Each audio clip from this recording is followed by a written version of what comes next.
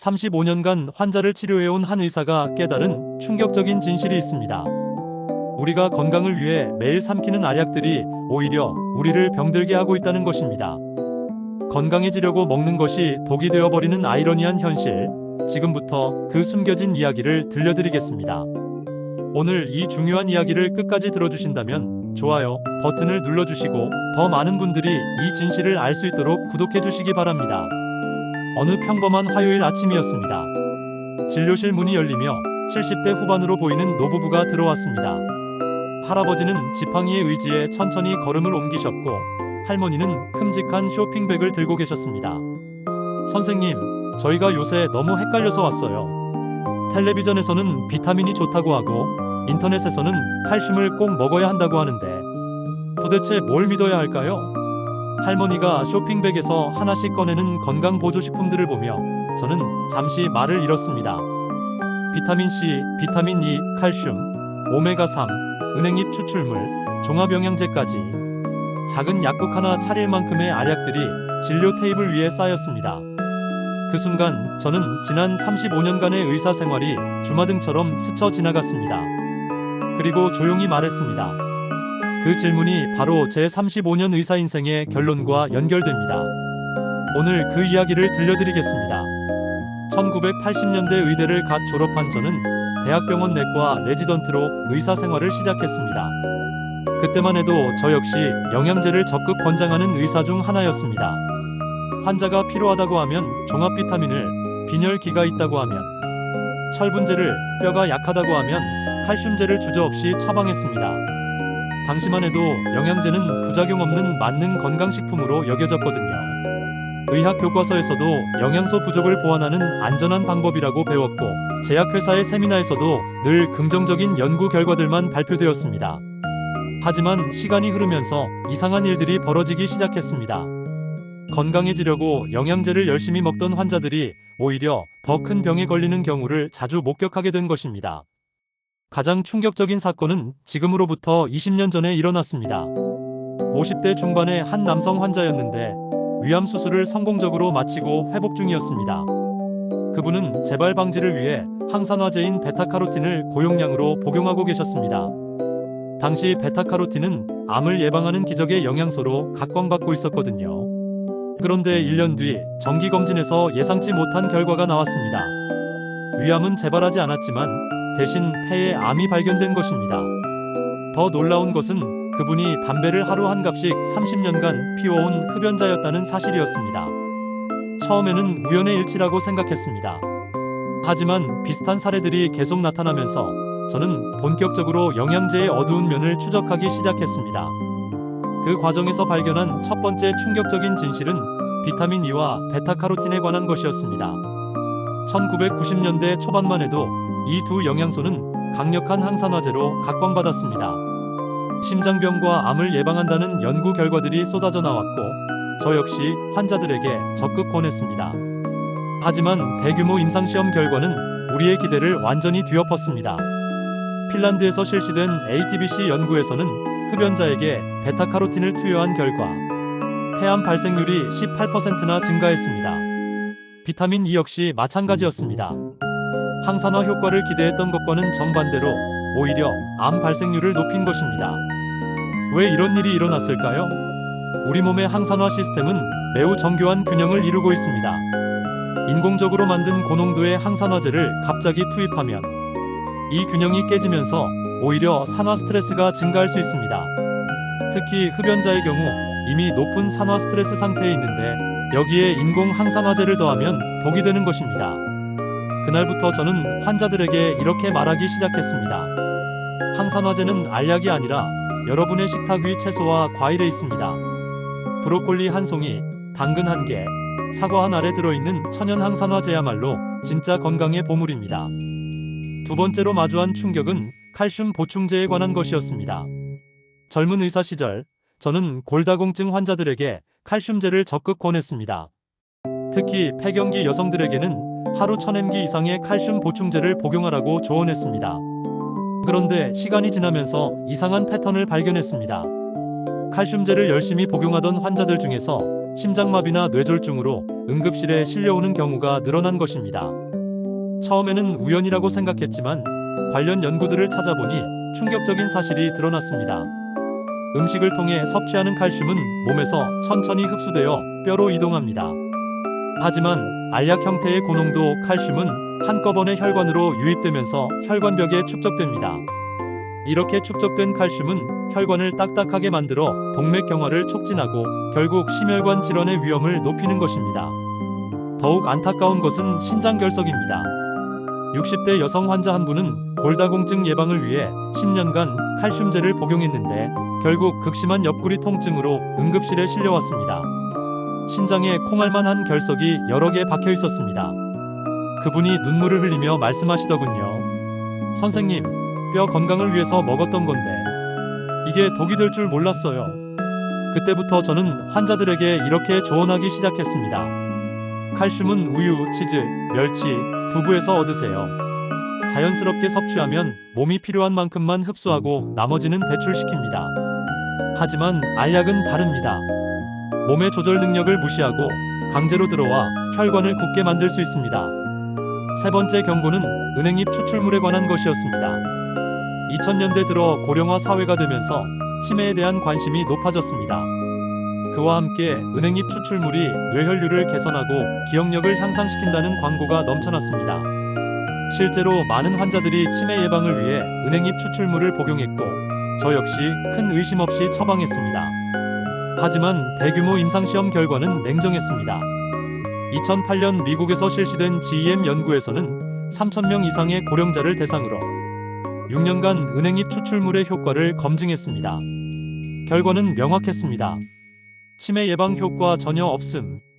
기억력 개선 효과 전혀 없음. 오히려 부작용만 늘어났습니다. 은행잎 추출물은 혈액 응고를 방해하는 성질이 있어서 출혈 위험을 높입니다. 특히 아스피린이나 와파린 같은 혈액순환 개선제를 복용하는 환자에게는 치명적일 수 있었습니다. 70대 남성 환자 한 분이 은행잎 추출물을 복용하던 중 갑자기 코피가 멈추지 않아 응급실에 오신 적이 있습니다. 혈소판 수치는 정상이었지만 출혈 시간이 비정상적으로 길어져 있었습니다. 은행잎 추출물을 중단한 후에야 증상이 호전되었습니다. 그분께 이렇게 말씀드렸습니다. 뇌 건강을 위해서라면 차라리 매일 30분씩 산책하세요. 가족이나 친구들과 대화를 나누세요. 새로운 것을 배워보세요. 이런 활동들이 은행잎 추출물보다 훨씬 더 효과적으로 뇌를 지켜줄 것입니다. 네 번째 경고는 고용량 단백질 파우더에 관한 것이었습니다. 2010년대 들어 헬스붐이 일면서 단백질 보충제에 대한 관심이 급격히 높아졌습니다. 젊은 층뿐만 아니라 근감소증을 걱정하는 고령자들도 단백질 파우더를 찾기 시작했습니다. 한 60대 후반 남성 환자분은 근육량 증가를 위해 하루에 단백질 파우더를 50g씩 섭취했습니다. 그런데 3개월 후 정기검진에서 신장 기능 수치가 급격히 악화된 것을 발견했습니다. 단백질을 많이 섭취하면 신장이 과도한 노폐물을 처리해야 합니다. 젊고 건강한 신장이라면 문제없지만 이미 기능이 저하된 고령자의 신장에게는 큰 부담이 될 수 있습니다. 더 안타까운 것은 그분이 단백질 파우더에만 의존한 나머지 자연스러운 식사를 소홀히 했다는 점입니다. 오히려 단백질 파우더 대신 콩나물 무침을 먹고 생선구이를 드시고 달걀찜을 해드시던 다른 환자분이 훨씬 건강하게 근육량을 유지하고 계셨습니다. 그분께 이렇게 설명드렸습니다. 자연식품에 들어있는 단백질은 아미노산뿐만 아니라 비타민, 미네랄, 식이섬유까지 함께 제공합니다. 콩 한 그릇에는 단백질뿐만 아니라 이소플라본, 식이섬유, 비타민 B군까지 들어있어요. 하지만 파우더는 순수 단백질만 있을 뿐입니다. 다섯 번째이자 마지막 경고는 종합영양제 패키지에 관한 것입니다. 많은 회사들이 하나의 알약에 수십 가지 영양소를 집어넣은 종합영양제를 판매합니다. 마치 이 하나면 모든 영양소를 해결할 수 있다는 듯이 말입니다. 하지만 현실은 달랐습니다. 70대 여성 환자 한 분이 종합영양제와 함께 다른 건강보조식품까지 복용하시다가 비타민 A 중독으로 응급실에 실려온 적이 있습니다. 간 수치가 급격히 상승했고 피부가 노랗게 변했습니다. 문제는 성분 중복이었습니다. 종합영양제에도 비타민 어가 들어있고 별도로 드시던 간 건강제에도 비타민 어가 들어있었습니다. 거기에 때때로 드시던 당근 주스까지 더해지면서 비타민 A 과다 섭취가 일어난 것입니다. 더 심각한 문제는 약물과의 상호작용입니다. 비타민 K는 와파린의 효과를 방해하고 비타민 E는 아스피린과 함께 복용하면 출혈 위험을 높입니다. 칼슘은 일부 항생제의 흡수를 방해하고 철분은 갑상선 호르몬 약물과 상극입니다. 한 환자분께 이렇게 당부했습니다. 지금 복용하고 있는 약 리스트와 건강보조식품 리스트를 동시에 펼쳐놓고 한번 보세요. 그 조합이 과연 안전한지 확신할 수 있나요? 그분의 얼굴이 하얗게 질렸습니다. 그제야 자신이 얼마나 위험한 조합을 복용하고 있었는지 깨달으신 거죠. 이쯤에서 저는 솔직히 고백해야겠습니다. 저 역시 한때는 환자들에게 영양제를 적극적으로 권했던 의사였습니다. 제약회사의 세미나에 참석하고 영양제의 효능을 믿었으며 심지어 저 자신도 여러 가지 보충제를 복용했습니다. 하지만 지난 35년간 수많은 환자들을 진료하면서 깨달은 것이 있습니다. 진짜 좋은 의사는 많은 약을 처방하는 의사가 아니라 불필요한 약을 처방하지 않는 의사라는 것입니다.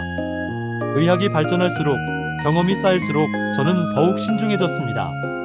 환자가 영양제를 요구할 때마다 한 번 더 생각하게 되었습니다. 정말 필요한 것인지 혹시 해롭지는 않을지 말입니다. 그러던 중 만난 한 환자분이 제게 큰 깨달음을 주었습니다. 80세가 넘은 할머니셨는데 어떤 영양제도 복용하지 않으셨습니다. 대신 매일 아침 텃밭에 나가 채소를 기르시고 점심에는 직접 잡은 생선으로 요리를 하시며 저녁에는 동네 친구들과 산책을 즐기셨습니다. 그분의 혈액검사 수치는 20대 젊은이보다 좋았습니다. 골밀도도 또래 평균보다 훨씬 높았고 인지 기능도 전혀 문제 없었습니다. 그분께 여쭤봤습니다. 할머니, 건강의 비결이 뭔가요? 그분이 웃으시며 대답하셨습니다. 별거 없어요. 그냥 자연스럽게 사는 거지. 철 따라 나는 음식 먹고 햇볕 쬐고 사람들과 어울리고. 알약으로 건강해질 수 있다면 의사가 왜 필요하겠어요? 그 말씀이 제 가슴에 깊이 박혔습니다. 우리는 언제부터 건강을 알약으로 해결하려고 했을까요? 언제부터 자연스러운 삶 대신 인공적인 보충제에 의존하게 되었을까요? 저는 이제 환자들에게 이렇게 말합니다. 여러분의 진짜 건강 보조제는 약국이 아니라 시장에 있습니다. 신선한 채소와 과일, 건강한 단백질, 통곡물이 바로 최고의 영양제입니다. 규칙적인 운동과 충분한 수면, 사랑하는 사람들과의 시간이 어떤 알약보다 강력한 건강 보조제입니다. 물론 모든 영양제가 나쁘다는 말은 아닙니다. 명확한 결핍이 있고 음식으로 보충이 어려운 경우에는 필요할 수 있습니다. 비타민 D가 부족한 사람, 비타민 B12가 결핍된 채식주의자, 철 결핍성, 빈혈이 있는 사람들에게는 적절한 보충이 필요합니다. 하지만 그런 경우에도 반드시 의사와 상담 후 필요한 검사를 통해 확인한 다음 최소한의 용량으로 최단 기간 동안만 복용해야 합니다. 저는 오늘 이 자리에서 여러분께 당부드리고 싶습니다. 건강해지고 싶다면 먼저 여러분의 식탁을 들여다보세요. 다양한 색깔의 채소와 과일이 있는지, 양질의 단백질이 포함되어 있는지, 가공식품보다 자연식품이 많은지 확인해보세요. 그리고 여러분의 하루 일과를 점검해보세요. 규칙적으로 몸을 움직이고 있는지, 스트레스를 적절히 관리하고 있는지, 사회적 관계를 건강하게 유지하고 있는지 살펴보세요. 마지막으로 여러분의 약통을 열어보세요. 정말 필요한 것들만 들어있는지, 혹시 중복된 성분은 없는지, 복용 중인 약물과 상호작용할 수 있는 것은 없는지 확인해보세요. 건강은 하루아침에 만들어지는 것이 아닙니다. 매일의 작은 선택들이 쌓여서 만들어지는 것입니다. 알약 하나로 모든 것을 해결하려 하지 말고 삶 자체를 건강하게 만들어 가세요.